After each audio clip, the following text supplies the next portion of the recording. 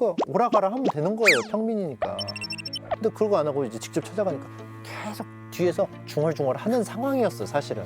안 그래도 불만이 이만큼 쌓여있는데 몇 시간 동안 기다리고 있으니까 화가 머리끝까지 난 거죠. 그래서 막 불 질러버린다고 이제 난리가 난 거예요. 불 질러 가서 깨우지 그냥. 왜 불을 지르려? 중간이 없어, 중간이 없어. 불까지 지를 거는 좀. 근데 인간관계라는 게 다 이런 거 같아요. 불까지. 그냥 그 다음 스텝을 밟으면 되는데 참았다 가면 그 다음 스텝, 뒷 스텝으로 가요. 맞아 그러니까요. 맞아. 그리고 실제 옛날 중국 고사에 위정자가 좋은 인재라서 초대를 하고 싶은데 벼슬을 안 한다고 하니까 불 지르면 나오겠지 해서 불을 지르거든요. 어머. 안 나왔어요. 그대로 죽어요. 아 진짜요? 예. 와. 사실 장비의 말이 틀렸습니다. 불 지르면 안 나오는 경우도 있다. 안 나올 수도 있는구나. 아니 근데 한 명 발자국도 아니고 총 발소리가 한 6발자국 소리가 들렸을 거란 말이에요. 3명이니까. 그 바스락거리는 자갈 소리를 듣고 이게 낮잠은 깰 것 같거든요. 그리고 말 타고 왔잖아요. 말똥 냄새 나요. 아 맞아. 일단 냄새에서 깰 거예요, 아마. 야, 이게 이쯤 되면 이제 합리적인 의심이 들잖아요. 일부러. 호통 소리가 들렸는데도 안 깨요? 말이 안 되잖아요. 시끄러운데. 그렇죠. 자는 척하는 건지 숙면 중인 건지 제갈량은 무려 2시간이나 더 지나서 일어납니다. 자, 그렇다면 유비가 오래도록 기다렸다는 말을 듣고 제갈량 어떻게 반응했을까요? 왜 진작 깨우지 않았느냐. 얼른 옷을 갈아입고 나오마. 좀 재수 없는데요. 좀.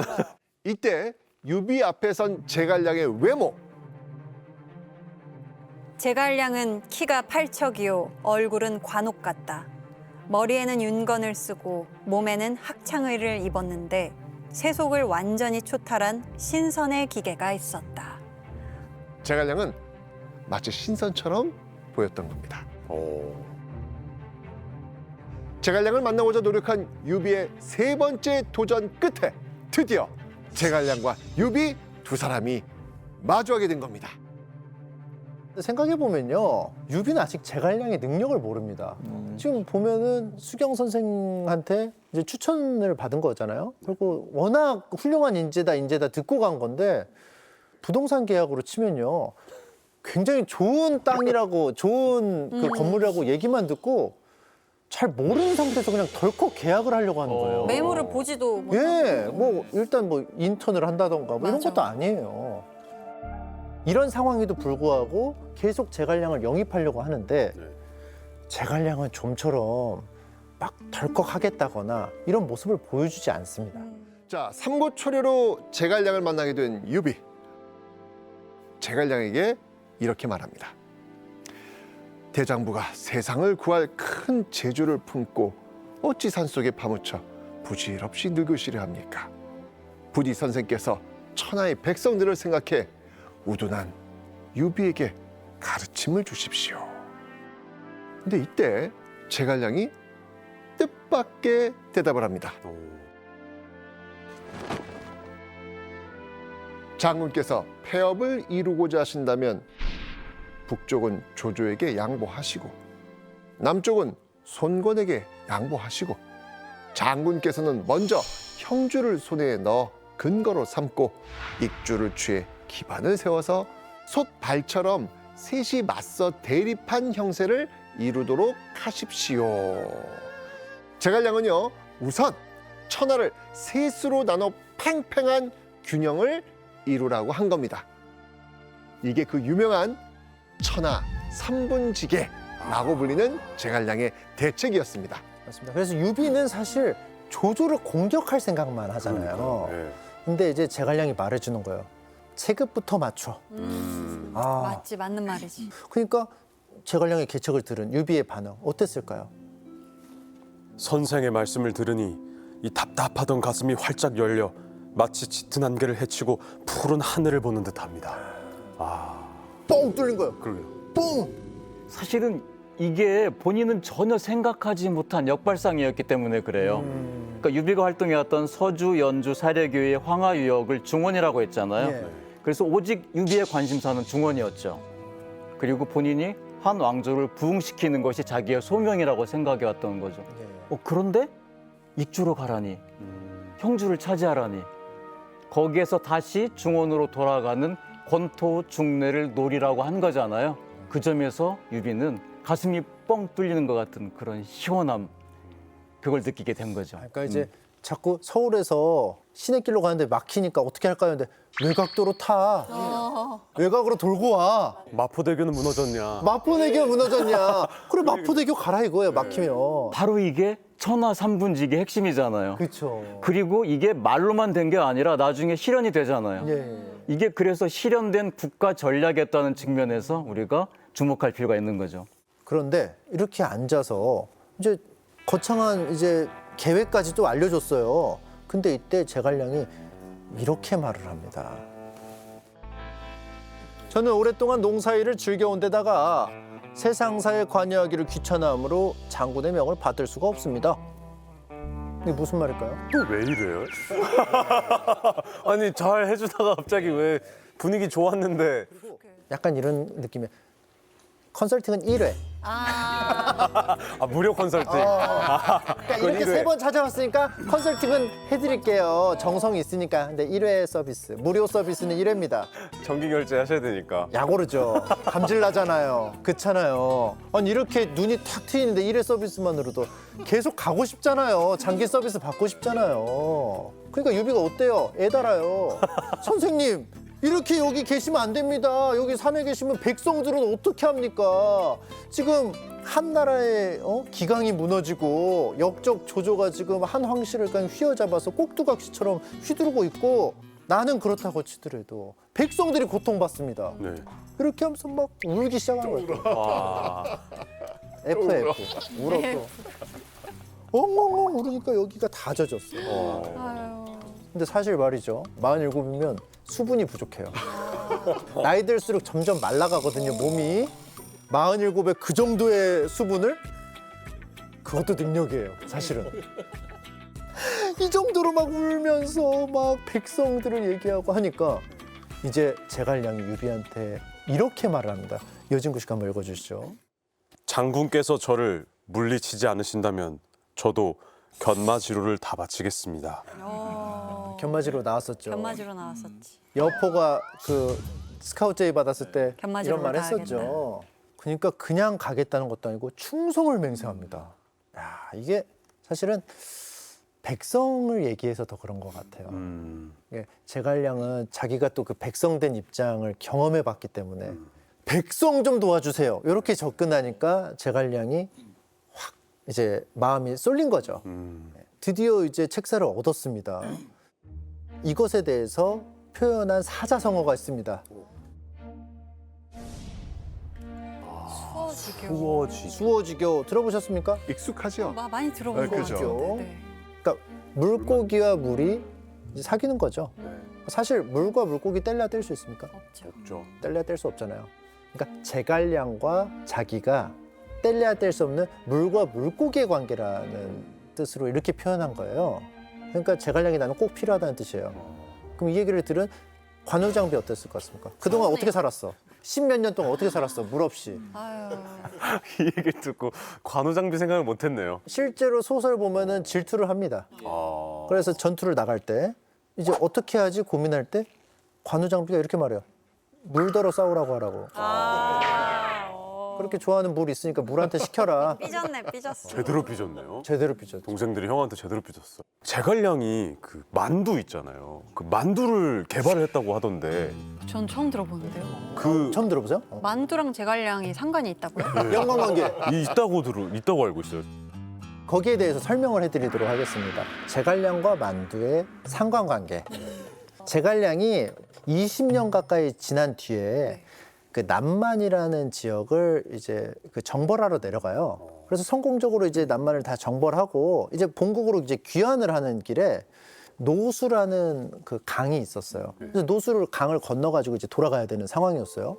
근데 건너려고 하니까 갑자기 막 먹구름이 몰려오더니 막 기상이 엄청나게 악화되고 막 강물도 막 난리법석인 거예요. 전혀 건널 수가 없어요. 그래서 남만의 이제 장수인 맹획한테 물어보는 거죠. 왜 이래?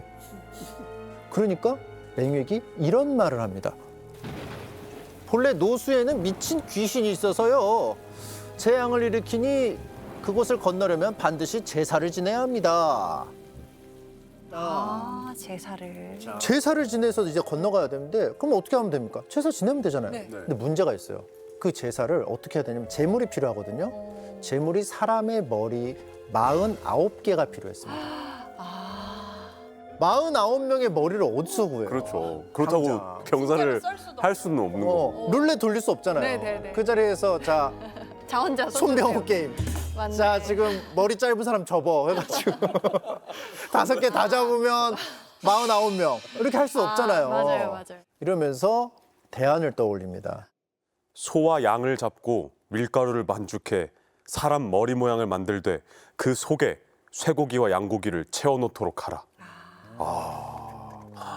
그래서 이제 49개를 만들어서 딱 노수에 제사를 지냈더니 물길이 잔잔해지면서 그다음부터 이제 건널 수 있게 되었다고 합니다. 이게 진짜 사람 머리를 받칠 수도 있는 세상이었을 텐데 이때면 그쵸. 제사를 지내기 위해서. 근데 그게 아니라 49명을 살리기 위해서 어떤 대안을 해낸 거네요. 그렇죠. 그래서 이제 피가 있고 그 안에 고기를 집어넣어서 만든 형태의 음식을 이제 만두라고 부르게 됐고, 근데 이제 원래 이제 만두가 그 남만할 때 그 만이에요. 만족할 때. 예, 오랑캐의 머리라는 뜻이었는데, 근데 우리는 그래요. 왜냐하면 한자가 안 보이니까. 근데 중국 사람은 먹을 때마다 이 한자를 보면 읽을 때, 맞네. 그렇잖아요. 읽히잖아요. 사람 머리라는 뜻이니까. 그러니까 이게 찝찝하니까 이제 한자가 바뀝니다. 그 밥식자를 넣어가지고 만두로 만들거든요. 근데 이게 진짜 사실인가요? 정사나 이런 역사 기록에 정확하게 나와 있지는 않고요.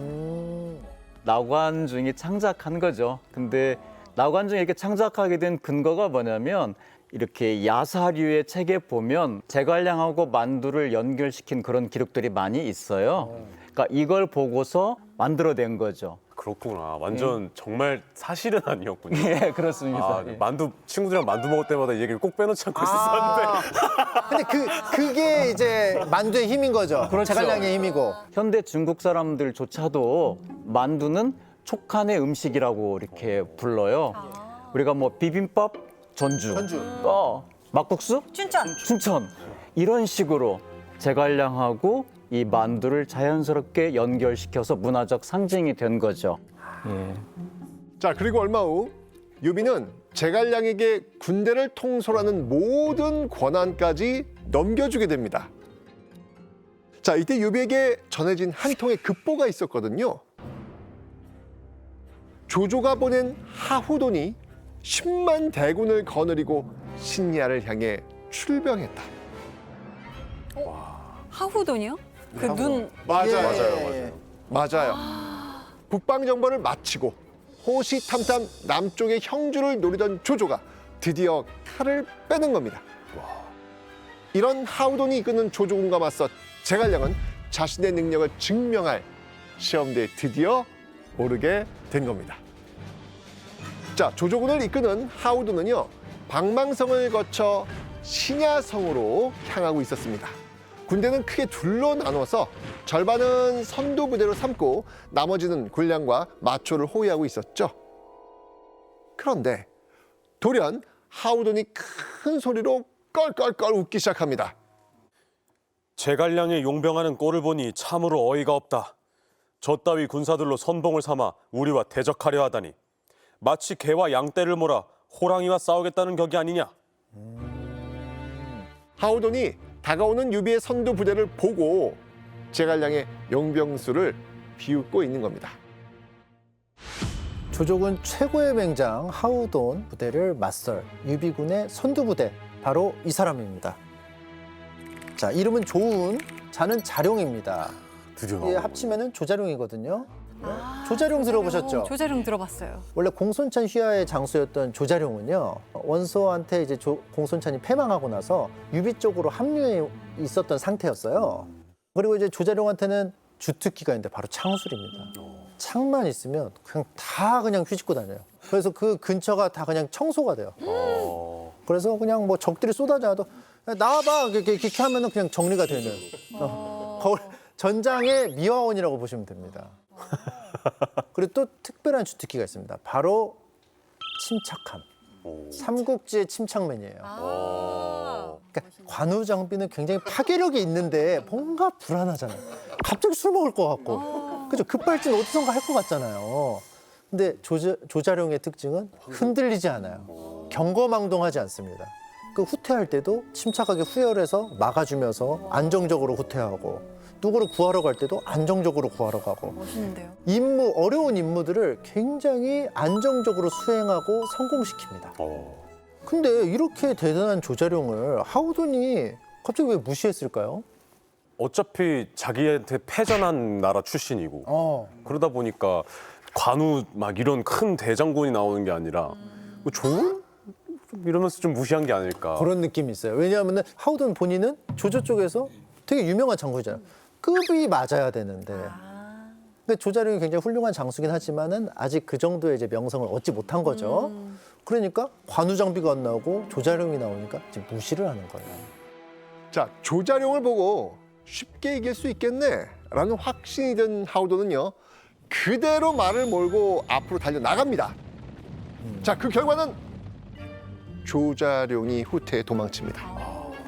하우돈은요, 그런 조자룡을 쥐 사냥하는 고양이처럼 쫓아갑니다.